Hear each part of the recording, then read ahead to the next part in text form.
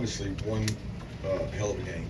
Great atmosphere, a lot of respect for Alabama's team, their fans, the venue. It was one hell of a game. Tale of two halves. Obviously, we were not really prepared, and that falls on me in the first half. We didn't do a great job, especially defensively, but we also gave them short field. And with a short field and a quarterback like Milroe, it creates a lot of tough times. I am extremely proud of our team at halftime. I thought our coaches made good adjustments. Everybody was positive. And I talked to them. I told them, I said, look, guys, I've been in the stadium down to Texas A&M probably just as bad, and came back to make it a game and had a chance to win the game, and didn't make more plays than Alabama. So a lot of credit to them. And for us, humility is always a week away. We got to go get ready for another tough opponent coming to our place. So that'll open it up.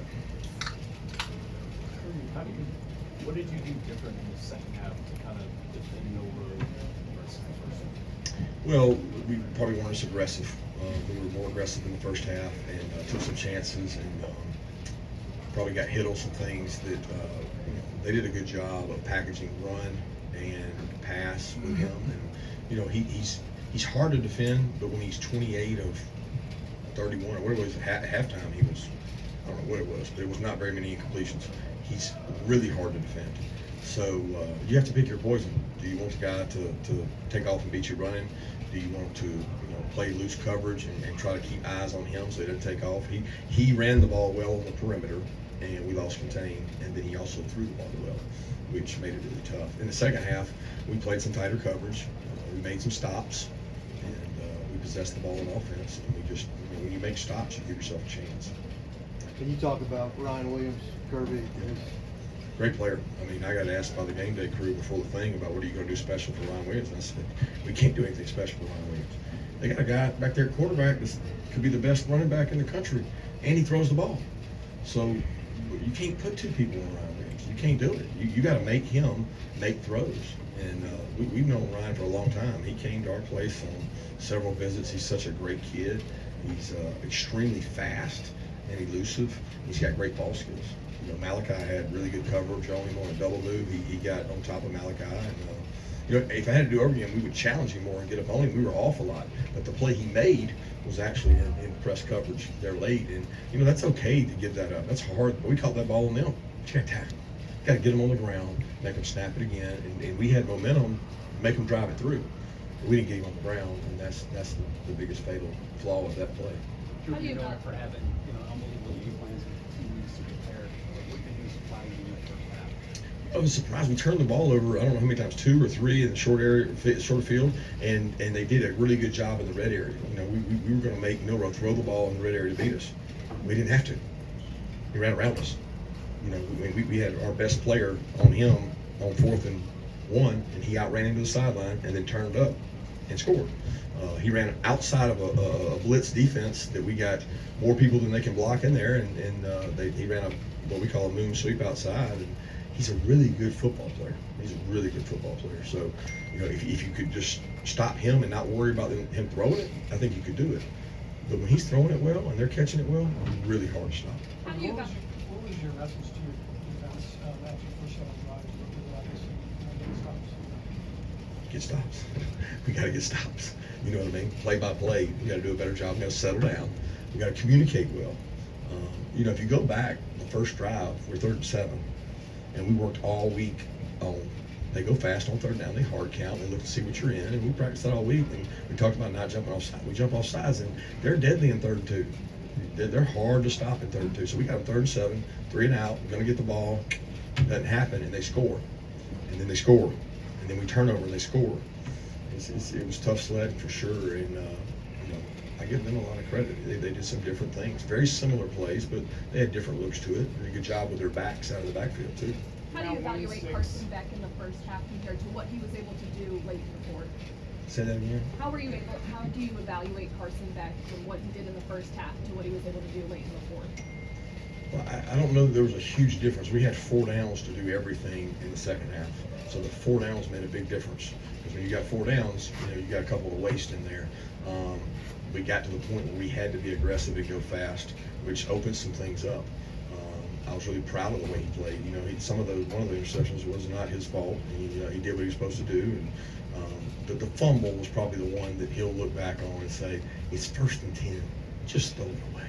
Just throw it away. We don't have to make a play there because we got 4 downs. We got 2nd, 3rd, 4th, and to fumble that one and get it back to them makes it really tough. Now 1-6 in your career against Alabama. Is there anything that leads to that?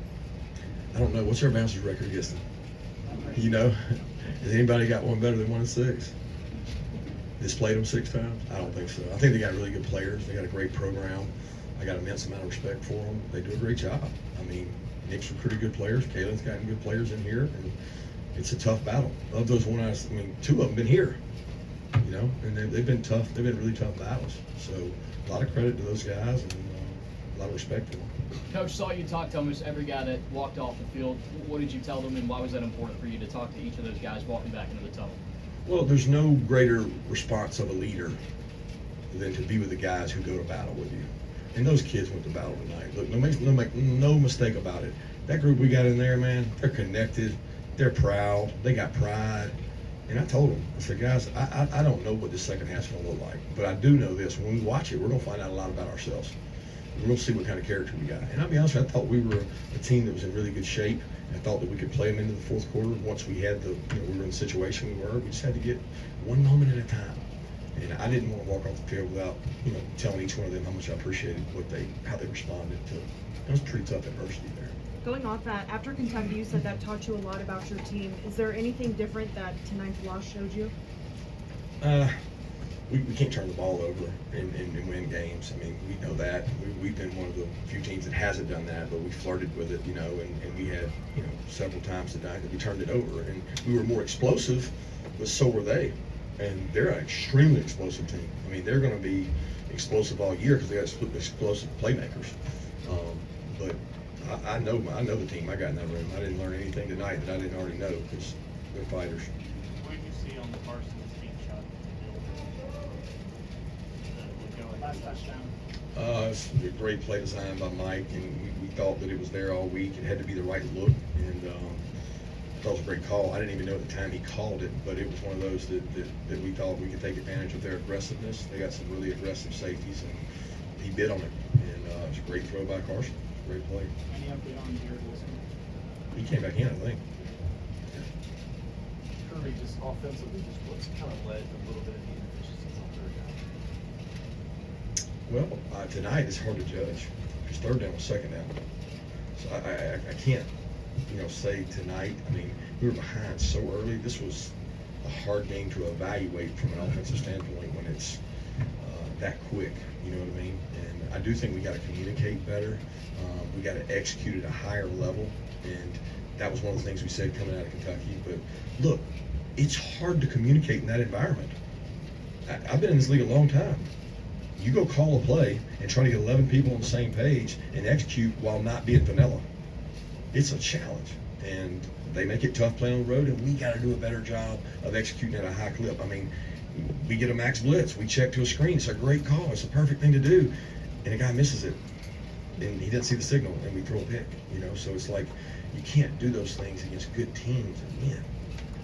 McHale makes his return tonight. What did you see in him rehabbing the attack?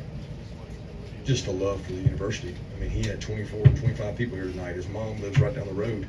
His mom's right here from Alabama, and it meant a lot to him. And he was pulling guys on the sideline. He didn't have to do what he did to try to get out there and play, and he cares about this team, and he's a warrior. I mean, I love the guy because he's like, Coach, I'm going. And halftime, I'm going. He wants to win. So it's just a great character reference for him. You mentioned the turnovers being uncharacteristic. Is there any reason you can point to for the cause of those? Well, pressure. I mean, Carson's was just, didn't protect the ball. He had one hand on the ball. I mean, you can point to anything in turnovers. They had them too. So it's really important that you don't turn the ball over. But we had to take risks too. So every time we had a 4th down, it was a potential turnover. They had a 4th down that we stopped. That was a turnover. So there's a lot of big plays in that game. A lot of big plays to be had. When you go down that early, what did you see from your guys on the sideline, and why were they not able to just go down, battle themselves? Why were they able to fight back? Yeah, because we're not built like that. I mean, we're not going to do that. I mean, that's not who we are. We fight too much each day out of practice to to sit down and quit. I mean, they had a great response in halftime. I thought that was great the way they handled it. What was your message to Arian when something like that goes down on a critical game? What's that? Which one? The Bucks are signing Kirby. Oh, next play, man. Next play. Next moment. I mean, shoot. Aaron made some plays in that game too. You know what I mean? So it's one of those deals. It's a boxing match, and he didn't let it affect him. He just went and played the next play. That's all you can do is play the next play, man. You just keep playing the next play. Time for one more question. Anybody? All right, Thanks, Kirby. guys. Appreciate it.